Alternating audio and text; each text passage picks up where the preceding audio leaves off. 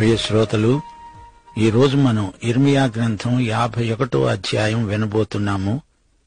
యెహోవా ఈలాగు సెలవిస్తున్నాడు, ఇదిగో నేను బబులోను మీదికి, దానిలో కాపురము చేసి నాకు విరోధముగా లేచిన వారి మీదికి ప్రచండమైన వాయువును రప్పిస్తాను. ఈ ప్రచండమైన వాయువే మాదీయ పారసీక రాజ్యం. అన్యదేశస్థులను బబులోనుకు పంపుతున్నాను. వారు ఆ దేశమును తూర్పారపట్టి దానిని ఒట్టిదిగా చేస్తారు. ఆపద్దినమున వారు నలుదిక్కుల నుండి దాని మీదికి వస్తారు. విలుకాని మీదికి విలుకాడు విల్లు తొక్కాలి, కవచము వేసుకునే వాని మీదికి విల్లు తొక్కాలి. కల్దీయుల దేశములో జనులు హతులై పడునట్లు, దాని వీధులలోని వారు పొడువబడి కూలునట్లు యువకులను కొట్టక మానవద్దు. దాని సర్వసైన్యమును నిర్మూలం చేయండి. తమ దేవుడు, సైన్యములకు అధిపతి అయిన యెహోవా ఇశ్రాయేలు వారిని, యూదా వారిని విసర్జించలేదు గాని ఇశ్రాయేలు పరిశుద్ధ దేవునికి విరోధముగా తాము చేసిన అపరాధముతో వారి దేశము నిండి ఉన్నది. మీరు దాని దోషములలో పడి నశింపకుండునట్లు బబులోనులో నుండి పారిపోండి, మీ ప్రాణాలు రక్షించుకోండి. ఇది యెహోవా ప్రతీకార కాలం. అది చేసిన క్రియలను బట్టి ఆయన దానికి ప్రతీకారము చేస్తున్నాడు. బబులోను యెహోవా చేతిలో సర్వభూమికి మత్తు కలిగించే బంగారు పాత్ర అయి ఉండింది. దాని చేతి మద్యమును అన్యజనులు తాగి మత్తిల్లారు. బబులోను నిమిషమాత్రములోనే కూలి తుత్తునియలైంది. దానిని చూచి అంగలార్చండి, అది స్వస్థత నొందుతుందేమో. దాని నొప్పి కొరకు గుగ్గిలము తెండి. శ్రోతలు, దేవుడు తన ప్రజలైన ఇశ్రాయేలు, యూదా వారిని జ్ఞాపకముంచుకుంటాడు. వారిని శత్రువు బారి నుండి, మహాశ్రమల నుండి తప్పిస్తాడు. వారు పశ్చాత్తప్తులవుతారు. 9వ వచనం, మనము బబులోనును స్వస్థపరచగోరాము, అయితే అది స్వస్థత నొందలేదు. దానిని విడిచిపెట్టండి. దాని శిక్ష ఆకాశమంత ఎత్తుగా సాగుతున్నది, అది మేఘములంత ఉన్నతముగా ఎక్కుతున్నది. యెహోవా మన న్యాయమును రుజువుపరుస్తున్నాడు. రండి, సీయోనులో మన దేవుడైన యెహోవా చేసిన పని మనము వివరిద్దాము. బాణాలను చికిలి చేయండి, అనగా మెరుగుపెట్టండి. కేడెములు పట్టుకోండి.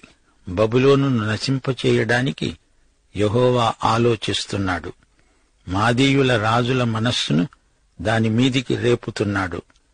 అది యెహోవా చేసే ప్రతిదండన, తన మందిరాన్ని గూర్చి ఆయన చేసే ప్రతిదండన.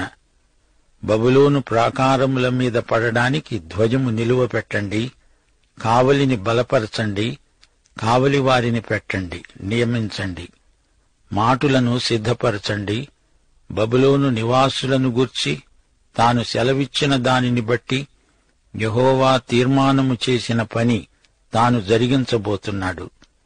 విస్తార జలముల యొద్ద నివసించేదానా, నిధుల సమృద్ధి గలదానా, నీ అంతము వచ్చినది. అన్యాయ లాభము నీకిక దొరకదు. గొంగళి పురుగులంత విస్తారముగా మనుష్యులతో నేను నిన్ను నింపినా శత్రువులు నీ మీద కేకలు వేస్తారు. 15-16 వచనాలలో దేవుని గొప్పదనం వర్ణించబడింది. నా జీవము తోడు అని సైన్యములకు అధిపతి అయిన యెహోవా ప్రమాణము చేస్తున్నాడు. ఆయన తన బలము చేత భూమిని సృష్టించాడు. తన జ్ఞానము చేత ప్రపంచాన్ని స్థాపించాడు. తన ప్రజ్ఞ చేత ఆకాశమును విశాలపరిచాడు. ఆయన ఆజ్ఞ ఇయ్యగా జలరాశులు ఆకాశమండలములో పుడతాయి. భూమి అంత భాగములలో నుండి ఆయన ఆవిరి ఎక్కేటట్లు చేస్తాడు. వర్షము కలుగునట్లుగా ఆయన మెరుపులు పుట్టిస్తాడు. తన ధనాగారములో నుండి గాలిని రప్పిస్తాడు. 17-18 వచనాలలో విగ్రహాలు ఎంత నిష్ప్రయోజనకరమైనవో వివరించబడింది. తెలివిలేక ప్రతి మనుష్యుడు పశుప్రాయుడు. పోతపోసే ప్రతివాడు తాను చేసిన విగ్రహమును బట్టి అవమానమొందుతాడు. అతడు పోతపోసినది మాయారూపము, దానిలో ప్రాణమేదీ లేదు. అవి ఆశను చెడగొట్టే మాయాకార్యములు. విమర్శకాలమున అవి నశించిపోతాయి. 19వ వచనంలో యెహోవా దేవుడు విగ్రహాల వంటివాడు కాడని, ఆయన ప్రత్యేకత ఆయనదే అని ప్రవక్త చెబుతున్నాడు. యాకోబునకు స్వాస్థ్యమైన వాడు వాటి వంటివాడు కాడు, అనగా పోతపోసిన విగ్రహముల వంటివాడు కాడు. ఆయన సమస్తమును నిర్మించేవాడు. ఇశ్రాయేలు ఆయనకు స్వాస్థ్యముగా ఉన్న గోత్రం. సైన్యములకు అధిపతి అయిన యెహోవా అని ఆయనకు పేరు. 20వ వచనంలో కోరెషు పేర్కొనబడ్డాడు. కోరెషు, నీవు నాకు గండ్రగొడ్డలి వంటివాడవు, యుద్ధాయుధము వంటివాడవు. నీ వలన నేను జనములను విరగగొడుతున్నాను, రాజ్యాలను విరగ్గొడుతున్నాను. నీ గండ్రగొడ్డలిని ఆయుధాలను నేను వాడుకొని బబులోనును శిక్షిస్తాను. ఈ విధంగా నా ప్రజలైన ఇశ్రాయేలు తమ స్వదేశానికి తిరిగి వెళ్లేటట్లు చేస్తాను. నీ వలన నేను గుర్రాలను, రౌతులను విరగ్గొడుతున్నాను, రథాలను, వాటినెక్కిన వారిని విరగ్గొడుతున్నాను. స్త్రీ పురుషులను, ముసలివారిని, బాలురను, యువకులను, కన్యలను, గొర్రెల కాపరులను, గొర్రెల మందలను, దున్నేవారిని, వారి దుక్కిటెద్దులను, అందరినీ అన్నిటినీ విరగ్గొడుతున్నాను. ఏలికలను, అధిపతులను కూడా విరగ్గొడుతున్నాను. అనగా కోరెషు దేవుని కొరకు ఇదంతా చేస్తాడు. అన్నీ విరగ్గొట్టడమే అతడు చేసే పని. బబులోను కల్దీయుల దేశ నివాసులు మీ కన్నుల ఎదుట సియోనులో చేసిన కీడంతటికీ నేను వారికి ప్రతీకారము చేస్తున్నాను. ఇదే యెహోవా వాక్కు. సర్వభూమిని నశింపచేసే నాశన పర్వతమా, నేను నీకు విరోధిని. ఇదే యెహోవా వాక్కు. నేను నీ మీదికి నా చేయి చాపి శిలలపై నుండి నిన్ను కిందికి దొర్లిస్తాను, చిచ్చుపెట్టిన కొండవలె ఉండేటట్లు చేస్తాను. శ్రోతలు గ్రహించారా? నెబుకద్నెజరే నాశన పర్వతం. ఈ నాశన పర్వతం చిచ్చుపెట్టబడిన కొండ అవుతుంది, దహించబడుతుంది.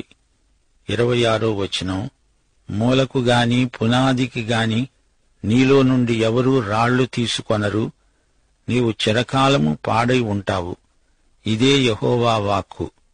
బబులోను రాళ్లు అందరూ తమ తమ కట్టడాల కోసం తీసుకొని పోతారు, కాని సొదొమ గొమొర్రాల వలె అది పాడైపోతుంది. దాని రాళ్లు కూడా ఎవరికీ ఎందుకు పనికి రాకుండా పోతాయి. ఇదే ప్రవచనం. జీర్ణమై శిథిలమైపోతుంది.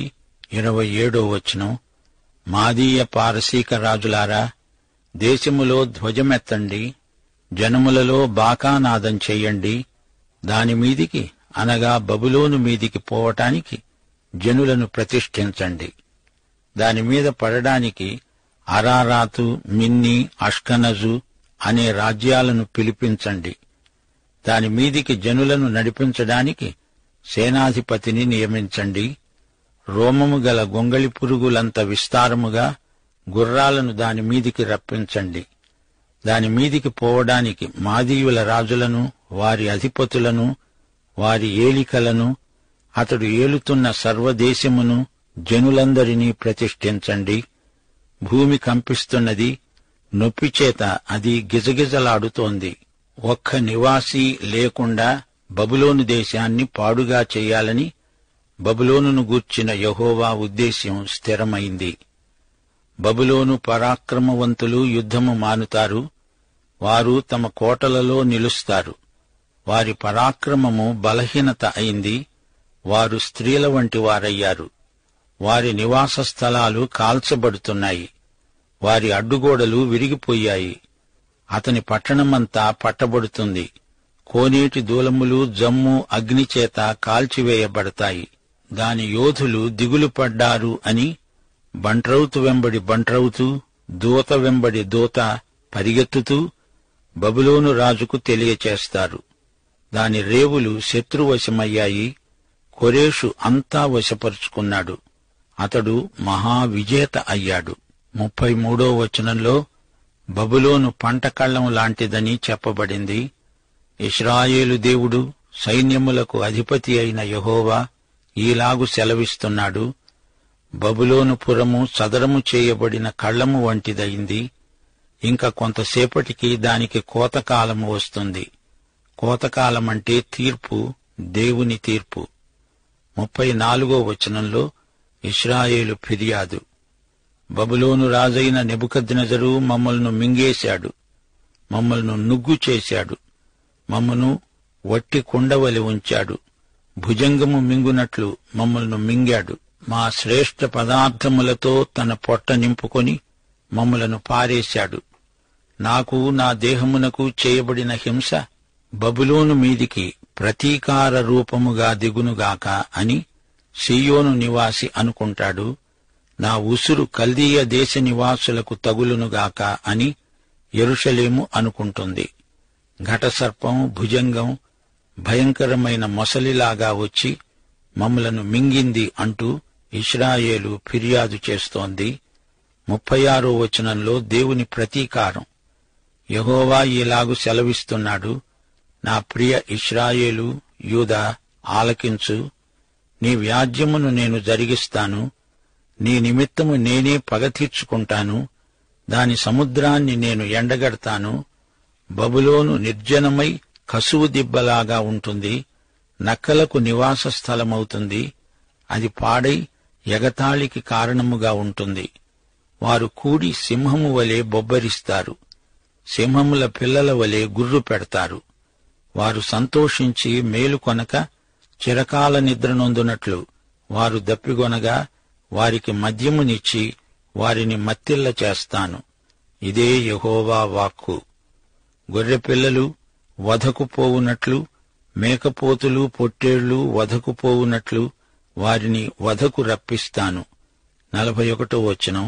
శేషకు పట్టబడింది, అది జగత్ప్రసిద్ధమైన పట్టణం. బబులోను జనులకు విస్మయాస్పదమైంది. శేషకు అనేది బబులోనుకు సాంకేతికమైన నామధేయం. సముద్రము బబులోను మీదికి వచ్చింది. ఆమె దాని తరంగముల ధ్వనితో నిండుకున్నది. దాని పట్టణములు పాడుగాను, ఎండిన భూమిగాను, అరణ్యముగాను, నిర్మానుష్యమైన భూమిగాను ఉండింది. ఏ నరుడునూ దాని మీదిగా ప్రయాణము చేయడు. బబులోనులోనే బేలును శిక్షిస్తున్నాను. వాడు మింగిన దానిని వాని నోట నుండి కక్కిస్తున్నాను. ఇక మీదట జనములు వాని యొద్దకు సమూహములుగా కూడిరావు. బబులోను ప్రాకారము కూలుతుంది. 45వ వచనం నుండి బబులోనును విడిచి వెళ్లవలసిందిగా దేవుని ఆజ్ఞ. నాశనం రాకముందే మీరు బబులోను నుండి వెలుపలికి రండి అని దేవుడు తన ప్రజలను ఆజ్ఞాపిస్తున్నాడు. నా జనులారా, మీరు దానిలో నుండి బయటికి వెళ్ళండి. యెహోవా కోపాగ్ని నుండి తప్పించుకొనండి. మీ ప్రాణాలను రక్షించుకొనండి. 46వ వచనం. ఏటేటా వదంతి పుడుతూ వస్తోంది. బబులోను పతనానికి ముందు వదంతులెన్నో పుట్టాయి. రాజకీయాలు అంటే వదంతుల ప్రచారం, ప్రసారం. కలహ రాజకీయాలు, హత్యా రాజకీయాలు. ఒక వదంతి విశేష ప్రచారం చేత ప్రజలలో స్థిరపడిపోతుంది. బబులోనును గురించి ఎన్నెన్నో వదంతులు. సంవత్సరానికొక వదంతి. దేశములో బలాత్కారము జరుగుతున్నది. ఏలిక మీద ఏలిక లేస్తున్నాడు. దేశములో వినబడే వదంతికి భయపడకండి. మీ హృదయములో దిగులు పుట్టనీయకండి. 47వ వచనం. రాబోయే దినములలో నేను బబులోను యొక్క చెక్కిన విగ్రహాలను శిక్షిస్తాను. దాని దేశమంతా అవమానమునందుతుంది. జనులు హతులై దాని మధ్యన కూలుతారు.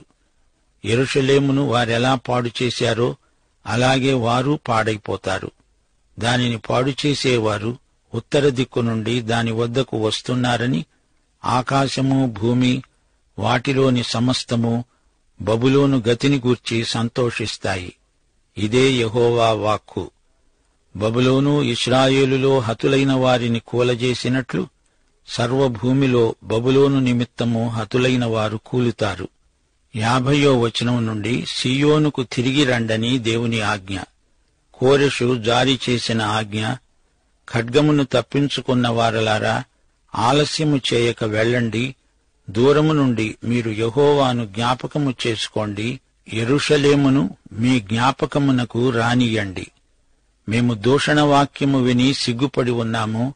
అన్యులు యెహోవా మందిరపు పరిశుద్ధ స్థలములోనికి వచ్చారు. వారి ముఖాలు తెల్లబోతున్నాయి. ఇదే యెహోవా వాక్కు. రాబోయే దినాలలో నేను బబులోను యొక్క విగ్రహాలను శిక్షిస్తాను. ఆమె దేశమందంతటా గాయపరచబడిన వారు మూలుగుతారు. మా ముఖం తెల్లబోతున్నది అన్నదెవరు? యూదా యెరూషలేము నుండి బందీలుగా వచ్చిన వారు మాట్లాడుతున్నారు.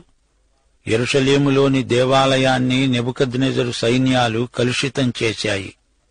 బబులోను తన బలమైన ఉన్నత స్థలాలను దుర్గములుగా చేసుకొని ఆకాశానికి ఎక్కినా పాడు చేసేవారు నా వద్ద నుండి వచ్చి దానిమీద పడతారు. ఇదే యెహోవా వాక్కు. ఆలకించండి, బబులోను నుండి రోదన ధ్వని వినపడుతోంది. కల్దీయుల దేశములో మహానాశన ధ్వని వినపడుతోంది. యెహోవా బబులోనును పాడు చేస్తున్నాడు, దాని మహాఘోషను అణచివేస్తున్నాడు.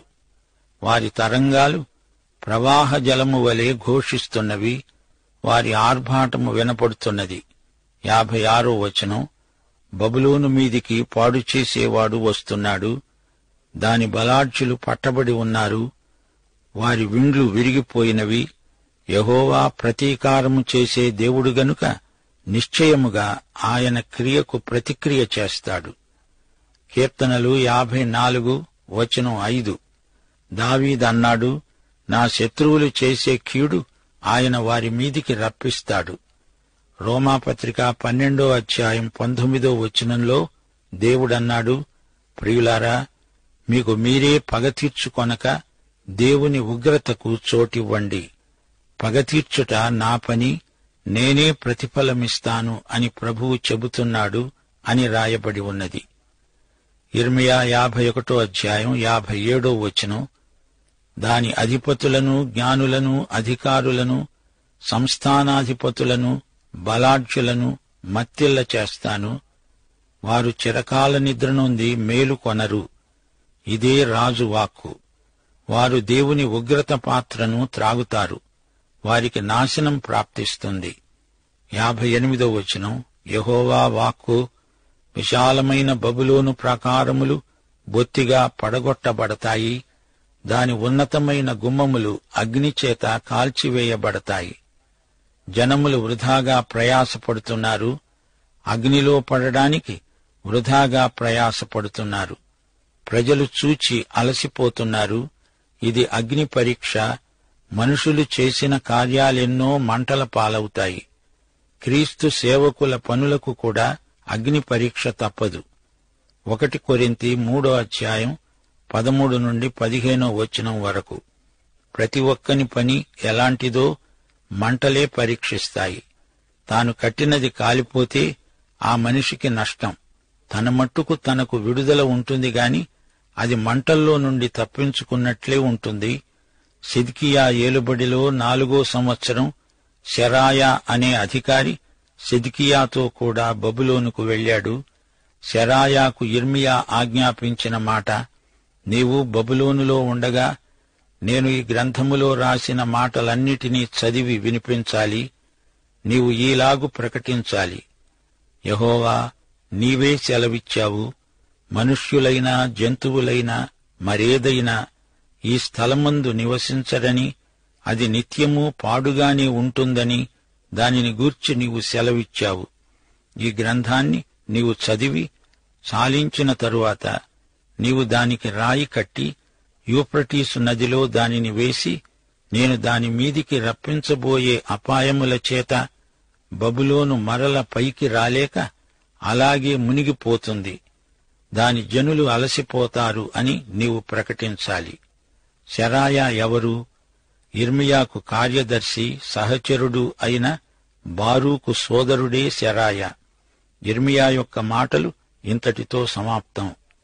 అసలు యిర్మీయా గ్రంథం 51వ అధ్యాయంతో ముగిసింది. అయితే 52వ అధ్యాయం, 2 రాజులు 24వ అధ్యాయం 18వ వచనం నుండి 25వ అధ్యాయం 21వ వాక్య భాగమునకు పునరుక్తి. ముగింపులో యిర్మీయా 51వ అధ్యాయం 53వ వచనం మరొకసారి మా శ్రోతల దృష్టికి తేగోరుతాము. బబులోను ఆకాశానికెక్కింది, అయితే అది శత్రువు చేత క్రిందికి పడలాగబడింది. ఆకాశము వరకు హెచ్చించుకొని దేవునితో పోటీ పడదామనుకుంది. ప్రకటన గ్రంథంలో బబులోను పతనం కన్నులకు కట్టినట్లు చూపబడింది. పాఠం సమాప్తం. ప్రభు అయిన యేసుక్రీస్తు వారి దివ్య కృప, తండ్రి అయిన దేవుని పరమ ప్రేమ, పరిశుద్ధాత్మ యొక్క అన్యోన్య సహవాసము మనకందరికీ సదాకాలము తోడై ఉండునుగాక. ఆమేన్.